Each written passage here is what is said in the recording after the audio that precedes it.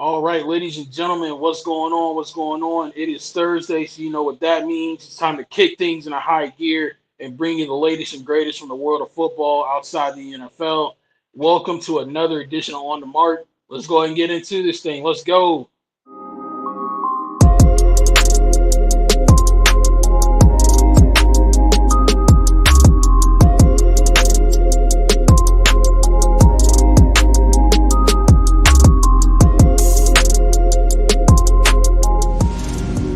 On the Mark with Young Mark is brought to you by the Real to Sports Podcast.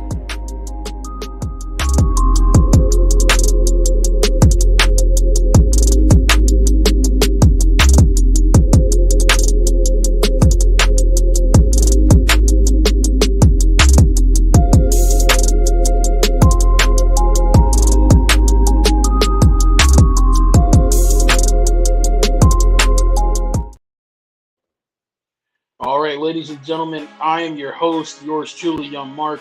We got a lot to get into today, so without any further ado, let's go ahead and get into it, shall we? We're going to start things off north of the border. Very serious story coming out of the Canadian Football League.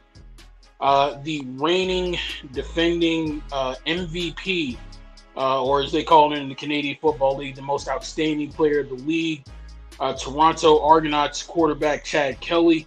It was announced yesterday that he will be suspended at least half of this upcoming regular season. He will be suspended the first 9 games. The league announced on Tuesday, following its investigation into a lawsuit filed by a former strength and conditioning coach against both Chad Kelly and the Toronto Argonauts football team. Kelly is also suspended from Toronto's 2 preseason games for violating its gender-based violence policy, the league announced. Kelly will be required to undergo confidential assessments by an independent expert and is expected to attend mandatory counseling sessions conducted by a gender-based violence expert. Basically, from what happened, he made some unwanted advances toward this young woman. She politely declined. The advances became more aggressive and eventually led to her reporting on it. She was let go by the team, and after she was let go by the team, she filed the lawsuit. And here we are today. The name Kelly sounds familiar. He is the nephew of former Buffalo Bills quarterback and NFL Hall of Famer Jim Kelly. Chad Kelly, he started off at Clemson, got into some trouble there, transferred to Last Chance U, aka East Mississippi Community College, did great, went to Ole Miss. He was the original Mr. Irrelevant in the NFL draft before Brock Purdy. He was drafted by the Denver Broncos in 2017, but the Broncos released him in 2018 after he was arrested for criminal trespassing. He was out of football for a little minute and got his break in the Canadian Football League in the CFL. When the starting quarterback for Toronto got hurt in the Grey Cup game, Chad Kelly came off the bench, led the team to a championship, came back last season, proved it wasn't a fluke, led the Toronto to their best record in over 100 years as a team. They went 16-2, made it all the way to the Grey Cup, which is the Canadian equivalent of the Super Bowl, where shortly after that game, he was named the MVP of the league. But this is rare, uncharted territory for me personally as a sports fan, ladies and gentlemen. I've never personally seen where a reigning league MVP gets into trouble and then is suspended the first half of the upcoming season. I've never seen anything like this.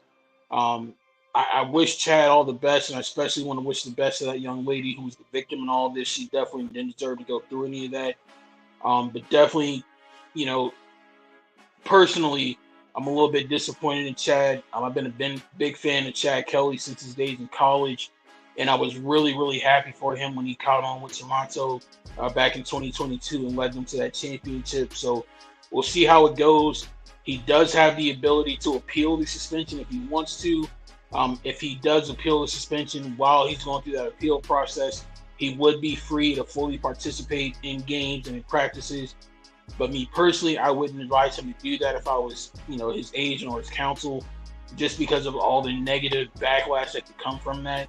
And then also, I feel like if he does appeal that suspension, because of that negative PR, I think Toronto will be in a very tough spot where they might have to part ways with their franchise quarterback. We'll see how it goes, and if I get any more updates, I'll bring it to you next week on the Mark.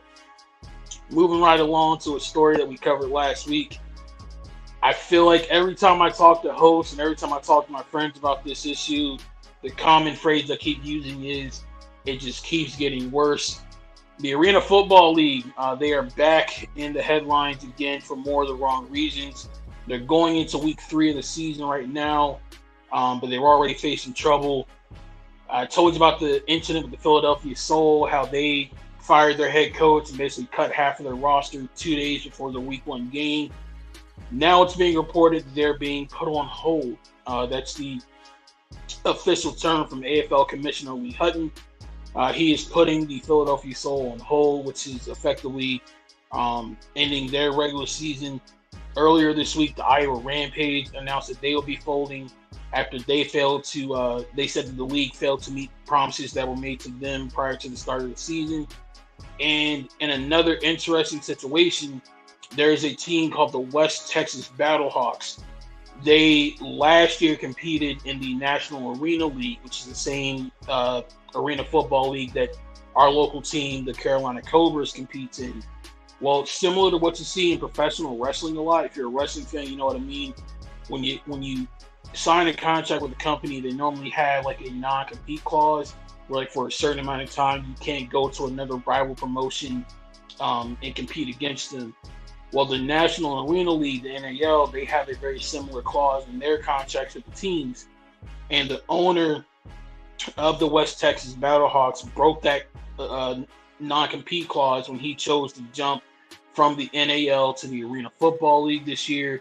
A federal judge came down with the ruling earlier this week that basically because of that non-compete clause, the West Texas Battlehawks are officially done for this season. They cannot compete in the Arena Football League. The non-compete clause that they signed was supposed to be for a 3-year period.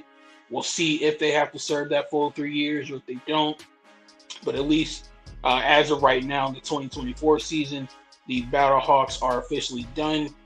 Also, we still haven't heard too much from the Commissioner Lee Hutton on any of the situations that are going on in the Arena Football League. He was supposed to be on the official Arena Football League podcast last Thursday night. He canceled that appearance. A lot of owners and a lot of coaches are coming out both in the traditional media and on social media bashing Lee Hutton, asking for him to resign. But the unfortunate part about the situation for the Arena Football League owners is because the AFL is a private entity, unlike the NBA or the NFL, they can't vote Lee Hutton out of power. So unfortunately, right now, they're stuck with him and all the financial issues and all the failed promises. People are hoping that with enough heat, with enough backlash, he'll step down because of the negative press. But we'll just have to wait and see. I've seen Sean Marion throw his name in the ring to be considered to take over. But the popular fan vote amongst the owners in the league is they want former Tennessee Titans and former St. Louis/LA Rams head coach Jeff Fisher to be named the new commissioner of the league. So we'll see if Jeff is interested. We'll see what happens there. But it is not a good look for the Arena Football League. Just waiting to see how long they make it at this point. Teams are folding left and right. They do have some very talented teams and some very well-run organizations, but they are very few and far between in that league. So I'll keep you updated. And again, see if things continue to get any worse for the AFL. Moving right along to the good stuff. Now we got the bad stuff out of the way. Let's get into some positivity, shall we? The United Football League, the creme de la creme of spring football, baby. They just got dumped the halfway point of their season. We had a lot of great games, a lot of interesting matchups, and let's go ahead and break that on down for you.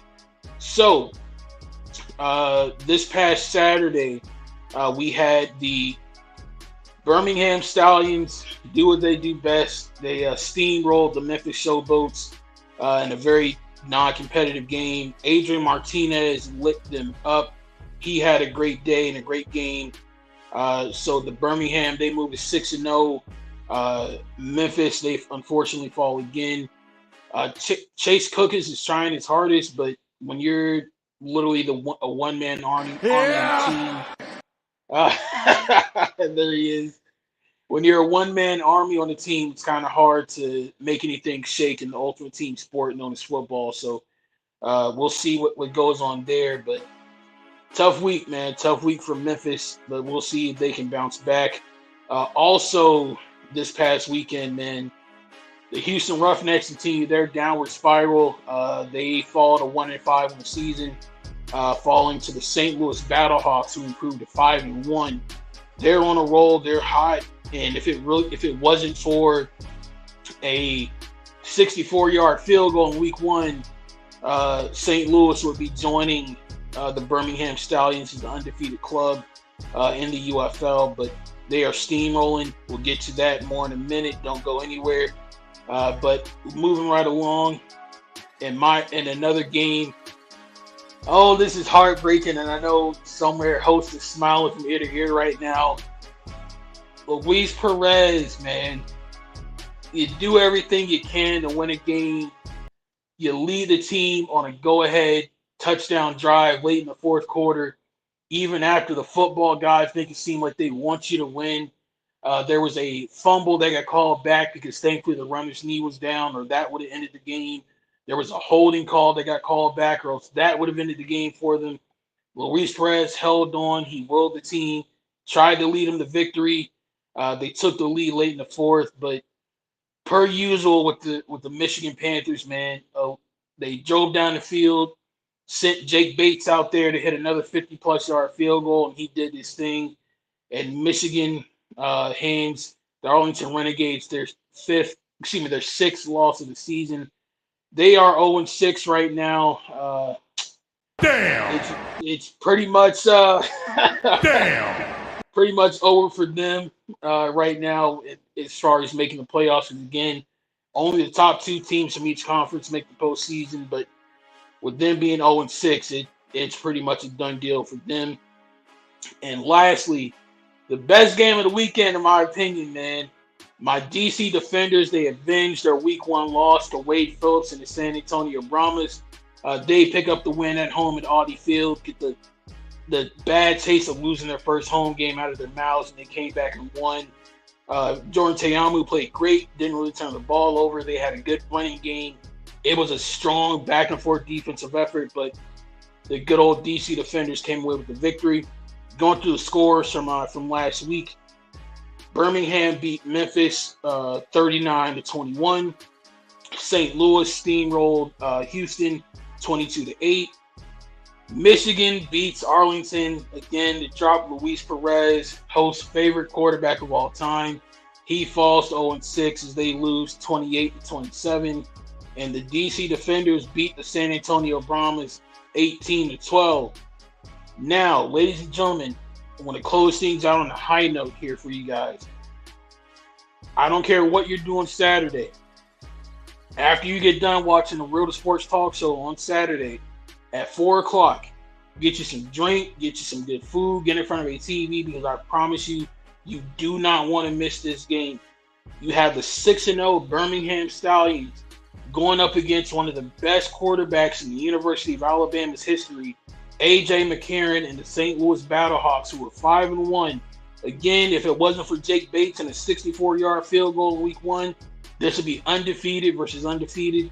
But you got the St. Louis Battlehawks on the road against the Birmingham Stallions. Many people are calling this a preview of what we could get in the UFL championship game in a couple of weeks. This is going to be some primetime football, ladies and gentlemen. I promise you don't want to miss it.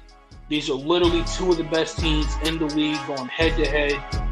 Can't wait to see who comes out on top. I know who host is rooting for, I believe.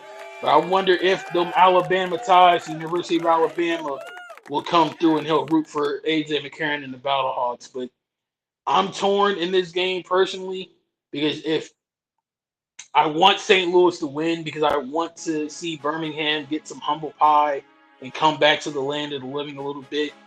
But it would benefit me more if Birmingham wins, because if they win, it increases my DC Defenders odds of making the postseason. So I don't know where to go. I'll pick a lane and stick to it come Saturday, but definitely Saturday, 4 p.m. Eastern Time, 3 p.m. Central, 2 p.m. Mountain Time, 1 p.m. West Coast Time on Fox. You got to be there. Birmingham versus St. Louis. Right after you get done with the Real Sports Talk Show, go enjoy some high-quality football. But that's it for On The Mark this week. Appreciate you guys stopping by. We will see you guys next Thursday. And until then, be safe and stay safe. I'm out of here, y'all. Have a good one.